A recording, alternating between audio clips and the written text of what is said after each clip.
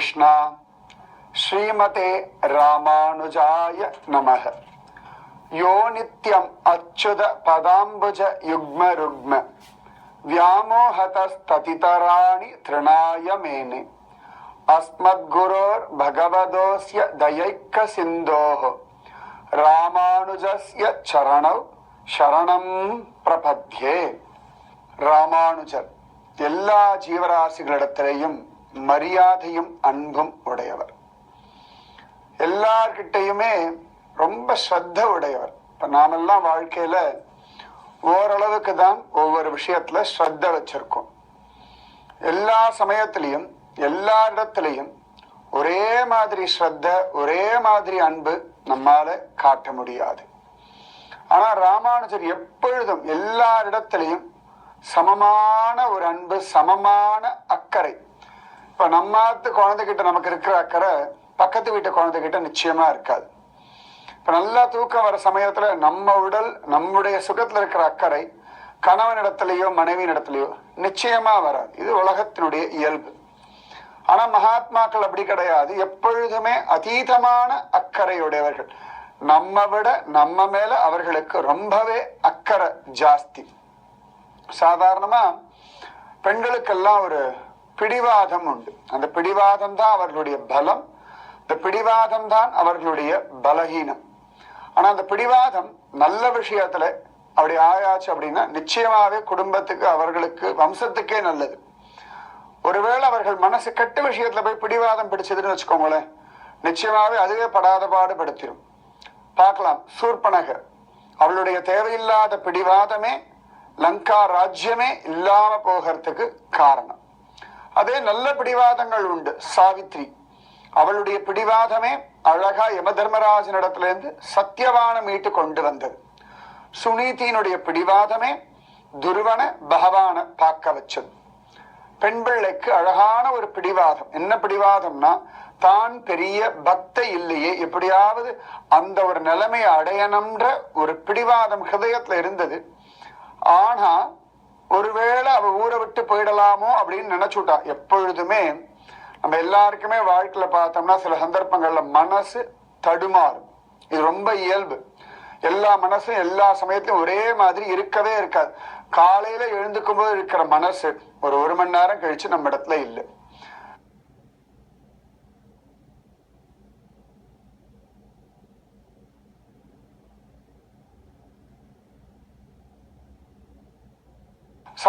சாப்பாடு கிடைக்க லேட் ஆயிடுது, சாப்பிடறதுக்கு லேட் ஆயிடுச்சுன்னா மனசு மாறுறது. ராத்திரியாக உடம்பு களைச்சு போக மனசு மாறுறது. அப்ப இந்த மனசுன்றது சஞ்சலமானது. மனசு தடுமாறும் பொழுதுதான் நமக்கு ஒரு குரு அவசியம். பெண் பிள்ளைக்கு பாக்கியம். அவள் மனசு கொஞ்சம் தடுமாறி திருக்கோளரை விட்டுட்டு போகலாம்னு நினைச்சா, ஆனா பகவான் அழகா சுவாமி ராமானுஜரை முன்னாடி கொண்டு வந்து நிக்க வச்சுட்டா. ராமானுஜர் அவரை பிடிச்சுட்டார். எல்லோருக்கும் புகுமூர் உனக்கு புறப்படும் ஊரோ அப்படின்னு கேட்க பெண் பிள்ளை அழகா வாக்கியங்கள் சொல்றார். தேவமற்றறியேனோ மதுர கவி ஆழ்வாரை போலேன்னு 21வது வாக்கியத்துல நம்ம சொல்லிட்டு இருக்கோம். தெய்வத்தை பெற்றேனோ தேவகியை போலே, ஆழிமறை என்றேனோ வசுதேவரை போலே, ஆயனாய் வளர்த்தேனோ யசோதையை போலே, அணுயாத்திரை செய்தேனோ அணிலங்களை போல, அவள் பொறியை ஈந்தேனோ குச்சேலரை போல, ஆயுதங்கள் ஈந்தேனோ அகஸ்தியரை போல. இப்படி ஒவ்வொரு வாக்கியமா சொல்லிண்டு வர. அந்தரங்கம் புக்கேனோ சஞ்சயனை போலே, கர்மத்தால் பெற்றேனோ ஜனகரை போல, கடித்தவனை கண்டேனோ திருமங்கை ஆழ்வாரை போல. இந்த வாக்கியம் தான் நாம் அனுபவிச்சுருக்கோம். கடித்து அவனை கண்டேனோ திருமங்கை ஆழ்வாரை போலே 30வது வாக்கியம். நேதி அழகா அனுபவிச்சுருந்த திருமங்கை ஆழ்வாருடைய சரித்திரம். பகவான் பார்த்தான், அவர் வழிப்பறி பண்ணியாவது ததி ஆராதனம், அடியவர்களுக்கு ஆராதனம் பண்றதுன்னு ஒரு லட்சியமா வச்சிருக்கார். எது ரொம்ப விசேஷமான ஆராதனம் அப்படின்னா ததி ஆராதனம் அப்படின்வா. ரொம்ப விசேஷமான ஆராதனம் விஷ்ணோர் ஆராதனம்னு சொல்லுவார். அதை விட வசதி எதுன்னா பாகவதர்களுடைய ஆராதனம். அதுதான் சர்வசிரேஷ்டம். உங்க சமயத்துல இல்லாட்டி உங்க எதிர்க்க திடீர்னு பகவானும் வரார், ஆச்சரியமான ஒரு பக்தனும் ரெண்டு பேரும் ஒன்னா வரான்னு வச்சுக்கோங்களேன். நீங்க யார முதல்ல கவனிக்கணும்னா பக்தர்களைத்தான் கவனிக்கணும். பகவானை கவனிக்க வேண்டிய அவசியமே இல்லை. ஏன்னா பக்தர்களை பிடிச்சாச்சுனாலே பகவான் அங்க இருந்து கிருப பண்ணுவான். அதனால பக்தர்கள் தான் பரமசிரேஷ்டமானவர்கள். அதனால அழகா அந்த ததியாராதனம், அடியவர்களுக்கு ஆராதனம் பண்றார் திருமங்கை மன்னன். அப்ப பகவான் பார்த்தான், இவருக்கு நாமே ஒத்தாசை பண்ணுவோம் அப்படின்னு தீர்மானம் பண்ணி அழகா வயலாளி மணவாளன் ஜோரா தாயார கூட்டுண்டு எல்லா விதமான ஆபரணங்களும் போட்டுண்டு இவர் காத்துன்னு இருக்கிற அந்த வேதராஜபுரம், அந்த இடத்துலதான் யாரா வந்தா வழிப்பறி பண்ணலாம்னு இவர் காத்துன்னு இருக்கார்.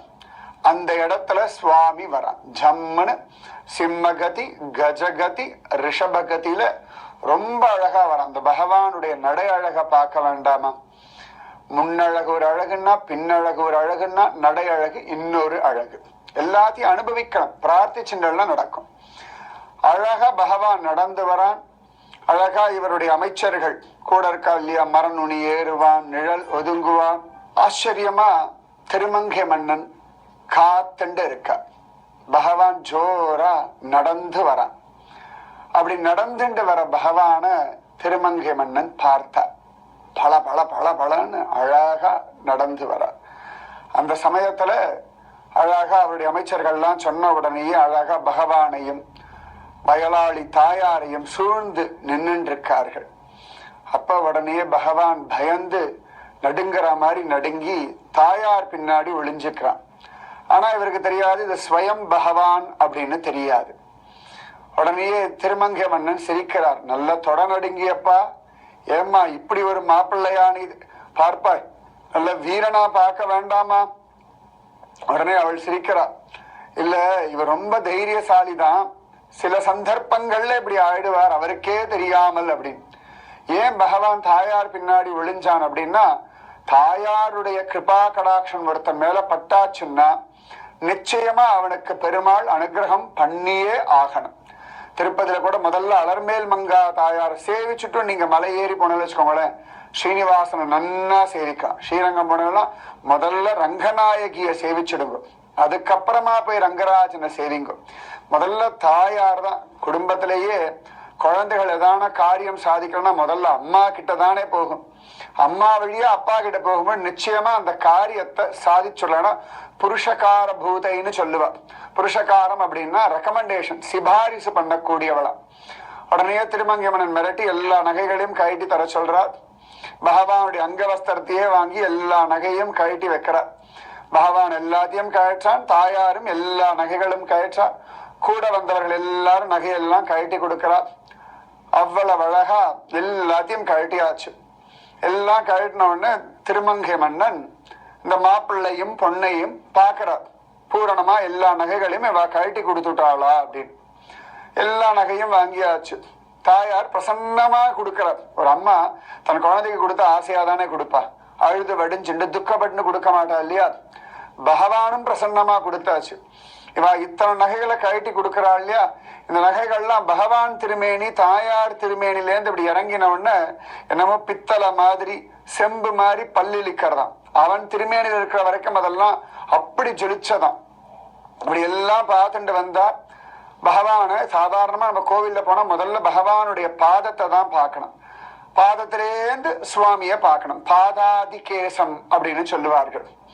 அதுக்கப்புறமா தான் கேசாதி பாதம் பார்க்கணும்னு ஒரு நியமம் உண்டு. ஏன்னா முதல்ல பகவான் திருவடியை பார்த்தா மனசு சமாதானம் ஆயிடும். மனிதர்களை எப்படி வேணா பார்க்கலாம், ஆனா பெரியவர்கள் எல்லாரும் முதல்ல பாதத்தை தான் பார்க்கணும்னு சாஸ்திரம். இவர் கேசாதி பாதமா பகவானுடைய திருமுடியிலேருந்து திருவடி வரைக்கும் பார்க்கிறார். பகவான்னு தெரியாது, ஆனா பார்க்கிறார். அப்ப பகவான் கால்ல ஒரு மிஞ்சி, இந்த மெட்டின்னு சொல்றோம் இல்லையா, அந்த காலத்துல புருஷாளுக்கும் இந்த மெட்டி மிஞ்சின்னு உண்டு. இன்னைக்கு அதை போட்டுக்க கூடிய புருஷர்கள்லாம் உண்டு. சில குளத்துல எல்லாம் இன்னைக்கும் ஆண்களுக்கும் மிஞ்சின்றது ஒண்ணு கட்டாயமா போட்டுக்கிறதுன்னு உண்டு. காலில் தண்டை போட்டுக்கிறது எல்லாம் உண்டு. சில ஆண்கள்லாம் மூக்கே குத்தின்னு இருப்பார்கள் சில குளத்துல இருக்கிறவர்கள்ல.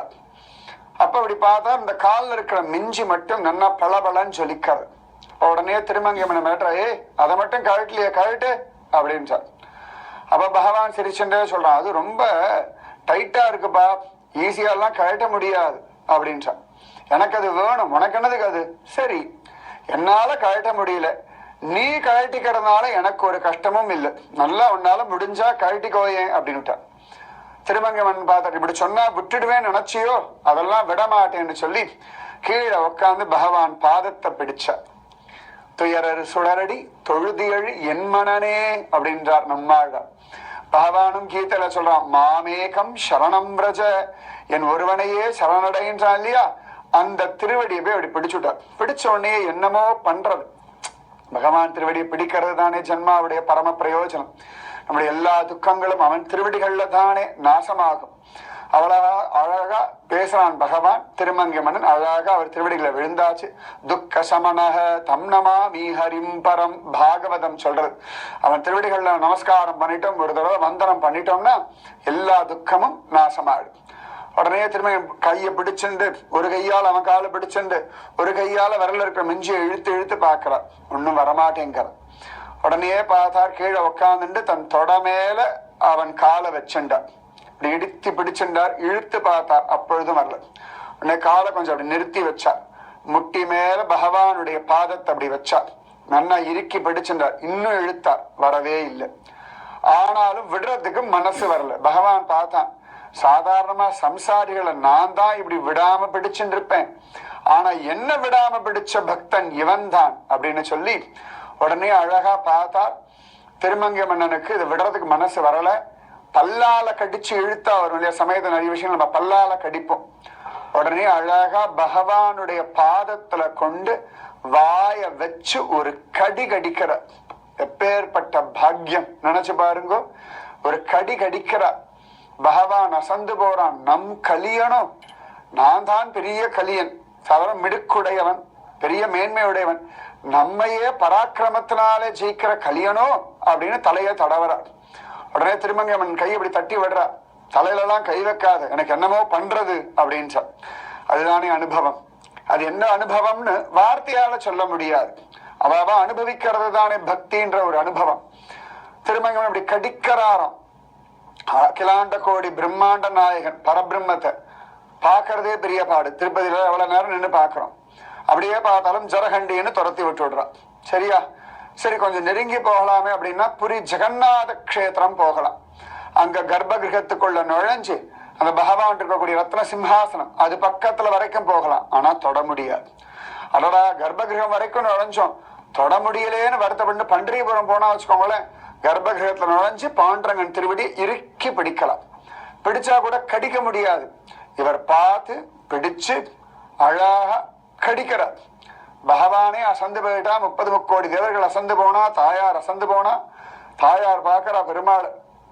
பகவான் சிரிக்கிறான், நீ கூட இப்படி கடிச்சதில்லை, எப்படி கடிக்கிறான் பாத்தியா அப்படின்னு சொல்ல, தாயார் ஆச்சரியமா ஆனந்தத்தோட அவரை பார்க்க கடிச்சார். ஒரு வழியா எடுத்துட்டார். கடிக்கும் பொழுது இப்படி தலையை தூக்கி பார்க்கிறார். ஒரு க்ஷணம் சங்க சக்கர கதாபத்மபாணியாக ஸ்ரீமன் நாராயணனாகவே பிரபு காட்சி கொடுக்கிறான். ஒரு க்ஷணம் தான், அடுத்த க்ஷணம் மாறி போயிடுது. இந்த கடிச்ச பலம், அந்த வாயில பகவான தொட்ட ஒரு பலம். எச்சில் பட்டு கொடுத்தலையே அவன் மேல, எச்சில் பால் கொடுத்த, விஷப்பால் கொடுத்த பூதனாவுக்கே மோட்சம் கொடுத்தானா தன்னையே கடிக்கிறவனை விட்டுடுவான். உடனே கஷ்டப்பட்டு கடிச்சு எடுத்தாச்சு, மூட்டையா கட்டியாச்சு. ஆனா எடுக்க முடியலையா. பகவான் அழகா இடுப்புல கைய வச்சுட்டு பாண்டரங்கன் மாதிரி சிரிக்கிறான். திருமங்கமன் கோபமா பாக்குறார். ஏ, மந்திரம் ஏதானும் செய்தாயோ அப்படின்னார். ஆமாம். என்ன மந்திரம் சொல்லுன்னு கையில இருக்க கத்தி எடுத்து கழுத்துல வச்சாராம். சொல்லு. பகவான சந்து போன இதுவரைக்கும் யாரும் என் கழுத்துல கத்தி வச்சு மந்திரோபதேசம் வாங்கின்றதே கிடையாதுன்னு சிரிச்சுண்டு அழகா அவர் காதுல ஓம் நமோ நாராயணாய அஷ்டாட்சர மந்திரம், 8 எழுத்து மந்திரமான ஓம் நமோ நாராயணாய மந்திரத்தை உபதேசம் பண்ணான். ஏற்கனவே திருமங்கை மன்னன் திருநறையூர் பெருமாள் பஞ்சசம்ஸ்காரம் பண்ணும்பொழுது உபதேசம் வாங்கிட்டு இருக்கார். ஆனா அப்ப குமுதவல்லி ஆசையில வாங்கிட்டாரு ஒழிய ஸ்ரத்த இல்லை. ஆனா இப்ப அவனை கடிச்சு வேற கடிச்சு விட்டாரா, அவனே வேற காதல் உபதேசம் பண்ணிட்டாரா? அடுத்த க்ஷணம் அவர் கையிலிருந்து கத்தி நழுவினது. பகவான் சங்க சக்கர கதா பத்ம பாணியாக சாட்சாத் மன்மதனாக கோட்டி சூரிய பிரகாசனாக வைஜெயந்தி வனமாலி தாரியாக பீதாம்பரதாரியாக பிரசன்னவதனமான திருமுக மண்டலத்தோட காட்சி கொடுத்துட்டான். பக்கத்துல ஸ்ரீதேவி ஆனந்தமா சிரிச்சண்டு. திருமங்கை மன்னன் பார்த்தார். மனசுல இருக்க பாவங்கள் எல்லாம் போயிடுத்து, மனசு பரிசுத்தமாயிடுத்து. கைய கூப்பிண்டார். வாடினேன் வாடி வருந்தினேன் மனத்தால் பெருந்துயர் இடும்பையில் பிறந்து கூடினேன் கூடி இளையவர் தம்மோடு அவர் தரும் கலவியே கருதி நாடினேன் நாடி நான் கண்டு கொண்டேன் ஓடினேன் ஓடி உய்வேன். ரொம்ப அழகா சொல்றார். ஓடினேன் ஓடி உய்வதோர் பொருளால் உணர்வெனும் பெரும்பதம் தெரிந்து கொண்டு நாடினேன் நாடி நான் கண்டு கொண்டேன் நாராயணா என்னும் நாமம். அப்ப ஆரம்பிச்சார் பாசுரம்.